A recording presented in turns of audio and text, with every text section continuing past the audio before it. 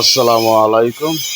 প্রিয় দেশবাসী, ফেসবুকে দেখতে পেলাম বাংলাদেশের একজন সংসদ সদস্য বিরোধী দলীয় জামাতের, সে ইংলিশে বক্তব্য দিচ্ছে সংসদের মধ্যে।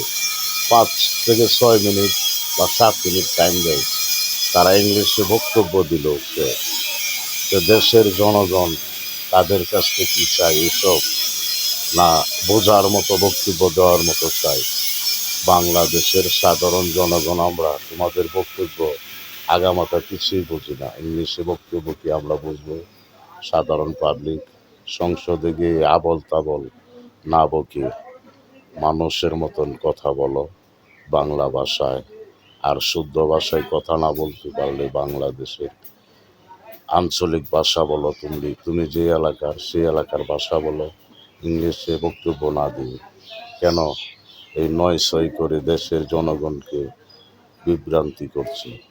এখনো সময় আছে, দেশের জনগণকে ভালোবাসো, দেশকে ভালোবাসো। আর বাংলাদেশের সরকারকে বলছি এই সদস্যকে ইসরায়েল পাঠিয়ে দিন, সেখানে তার কাজে লাগবে। সেখানে গিয়ে ইংলিশে বকবে না, আর মুসলমানের বিরুদ্ধে যুদ্ধ করবেন। বাংলাদেশে তাদের প্রয়োজন নেই।